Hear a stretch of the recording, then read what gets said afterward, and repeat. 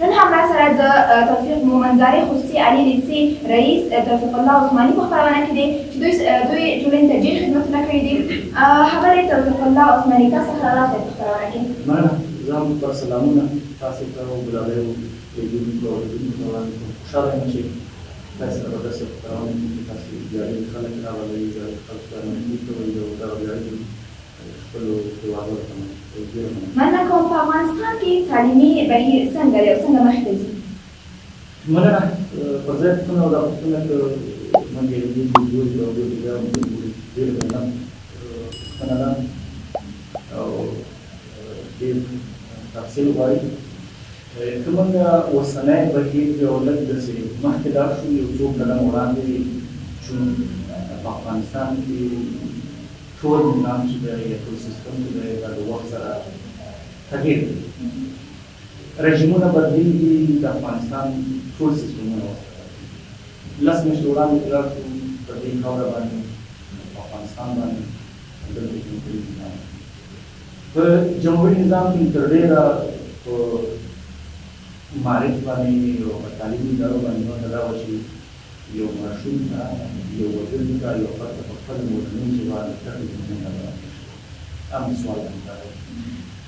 په دې هېواد کې به تر ډېره د نورو ورځو د لمانځلو پر بنسټ یا د هغې سربېره یا د هغې سره جوړ د ماشوم ورځ هم لمانځل کېدله.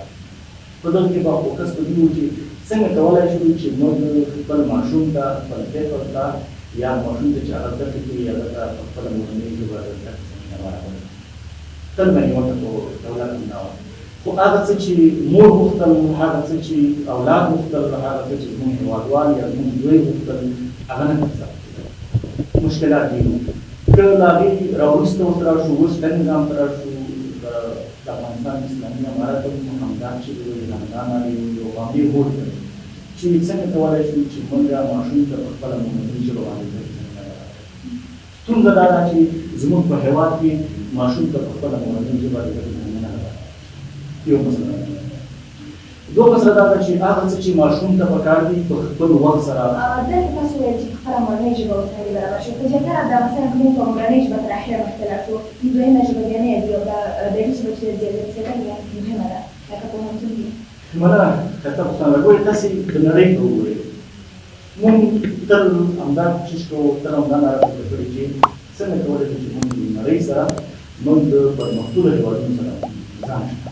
تل همدا هڅه کوو، همدا خبره کوو، دا به کوو، له خلکو هم غواړو. او تاسې وګورئ دا شته تلویزیونونه وګورئ، شته راډیوګانې وګورئ، ټولنیز رسنۍ په هېواد کې مخکې خو ډېرې زیاتې وې، سلګونه دلته اوس که ډېره رسنۍ په کار وکړي، که دا انځوریزې وي، که دا ټولنیزې وي، که دا آډیو وي، که دا ویډیو وي، که دا تصویري وي، ته ډېره په کار وکړي.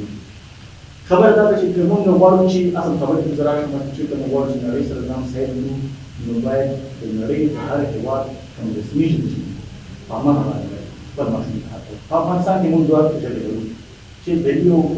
پښتو ده.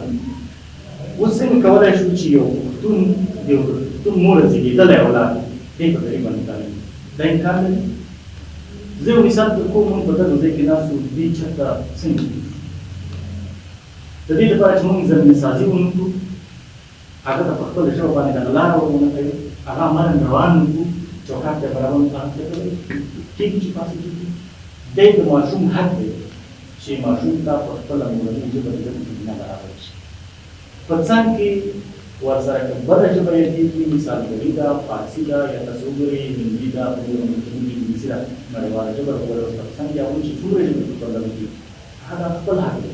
خو دا د هغه د فصاحت، بلاغت، وړتیا، ابتدا پورې اړه لري چې دی څومره پرمختګ کولی شي، څومره زده کولی شي. ولې دا د ماشوم حق دی چې په خپله مورنۍ ژبه باندې زده کړي او ماشوم ته په خپله مورنۍ ژبه باندې د زده کړې حق ورکړل شي. دی کولی شي چې دا پرمختګ وکړي. کله چې ماشوم ته په خپله مورنۍ ژبه د زده کړې زمینه برابره نه شي،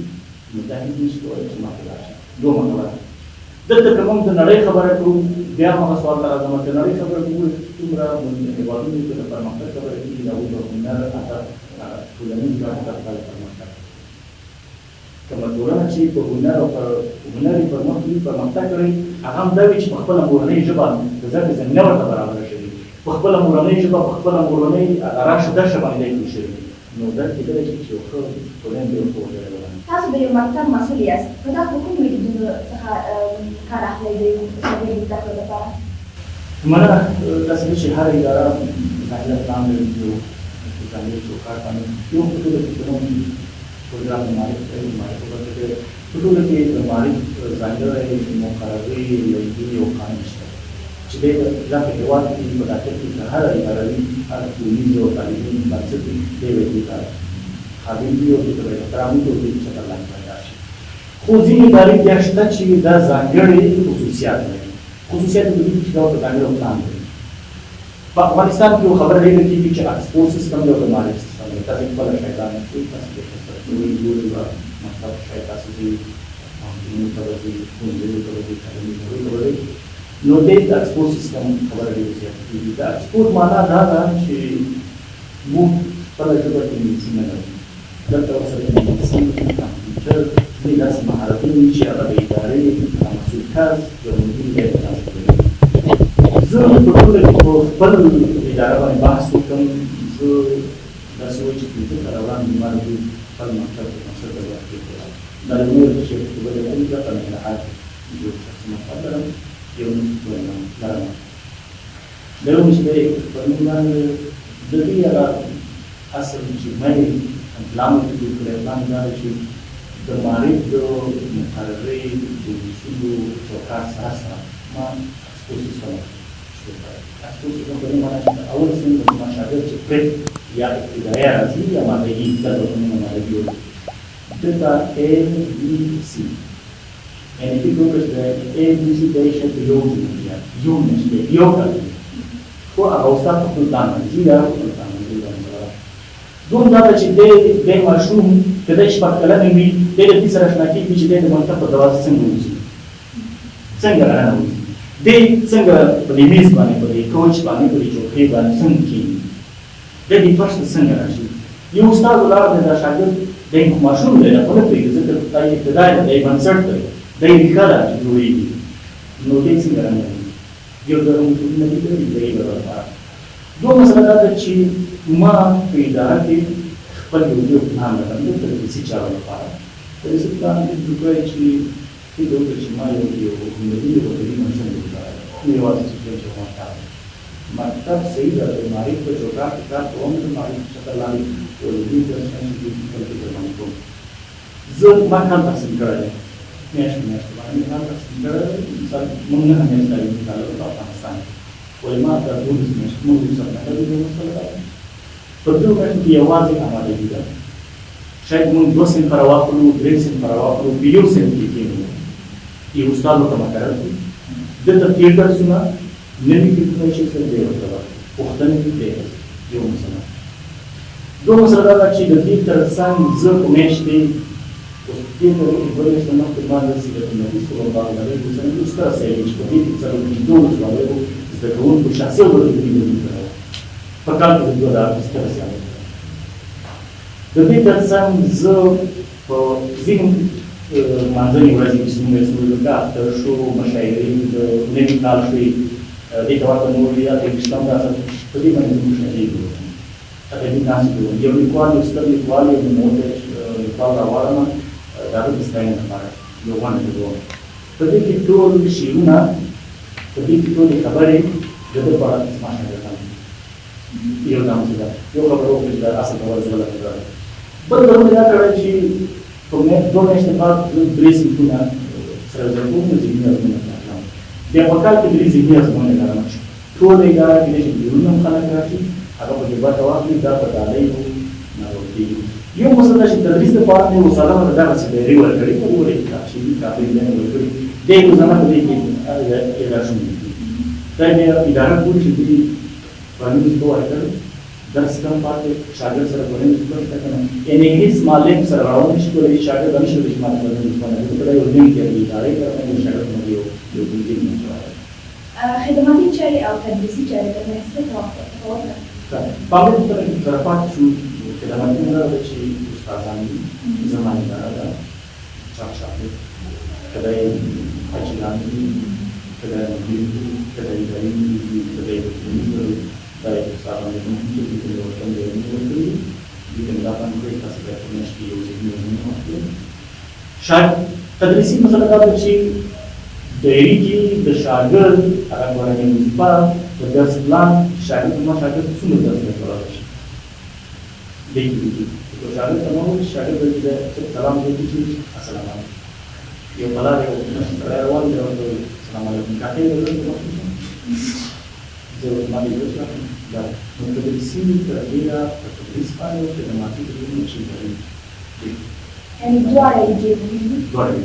ځکه چې اداره نه وي په اداره کې هماهنګي وي ادارې د پلان وي شاګرد پرمختګ نشي عموما د یو شاګرد روزنې لپاره داسې کوم لارې چارې دي چې ښودل شي مهمه خبره ده زه منو په ځای خبره ده چې موږ تاسو ته وايي د یو مدیر د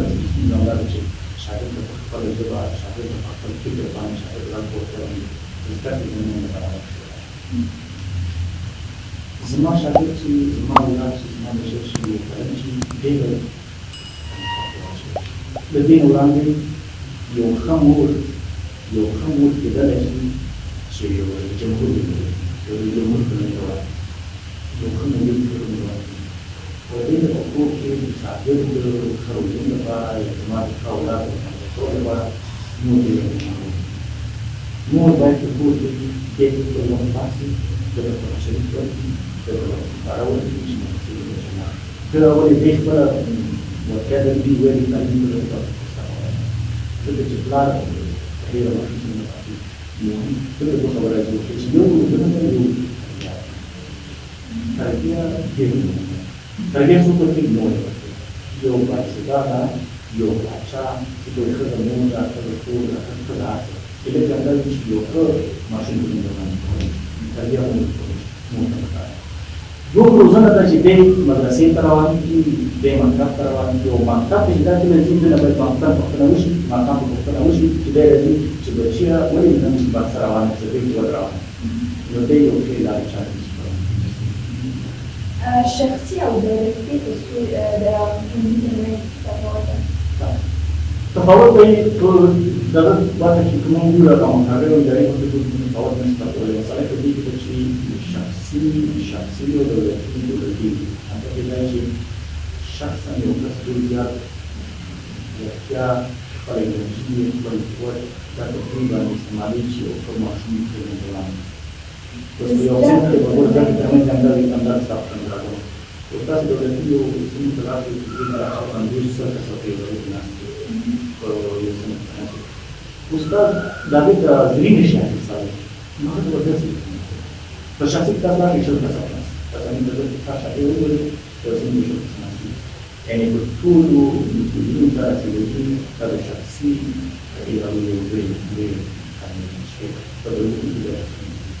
اینا نپذیرد استاد نپذیرد میلیون نپذیرد کامی نپذیرد استاد نپذیرد میلیون نپذیرد شاګرد مصارف دي سرمایه‌ګذاري کې د شرکتونو سرمایه‌ګذاري کې د عملي ډېره زیاته مننه واقعا چې ټولنې ته مو ډېر خدمتونه کړي دي په هر کې مو ستاسو پیغام څه دی نوې نسل ته مننه ستاسو مننه چې موږ ته بلنه راکړې رښتیا چې دغسې خپرونې په دې لاندې کېږي چې موږ تشویق شو بیا اصل تاسو بیا ستاسو بیا نه دی موږ په یو کار دی د خپرولو لپاره پلان اچولی خو تاسې موږ نه نازوئ تاسې موږ تشویق کوئ تاسې موږ تشویق کوئ تاسې ځوانان یاست لاره د نورو تاسو لپاره موږ کوشش کوو پیغام مې دا دی چې څو لسیزې موږ په هېواد کې درې لسیزې خلک وایي په ژوند کې څو لسیزې موږ وکړو داسې باور کوي چې زموږ جومات زموږ دیوال زموږ بوټو ژړا وکړه زموږ د اوبو ژاړي داسې چې هر سیند ته لاړ شي یا د اوبو ته لاړ شي هر دیوال ته ودرېږي دیوال مو ژاړي چې موږ داسې ټولنه ژاړي شوي چې واقعا چې هېڅ موږ نه دي احساس کړي هېڅ زده کړي دي هېڅ د خاورې مینه موږ سره نشته ځکه دغه هېواد دا خاوره زموږ هڅې کوي هیله مې دا ده د هېوادوالو چې مشران دي یا څوک رهبران دي خپل اولاد تعلیم کړي بهرحال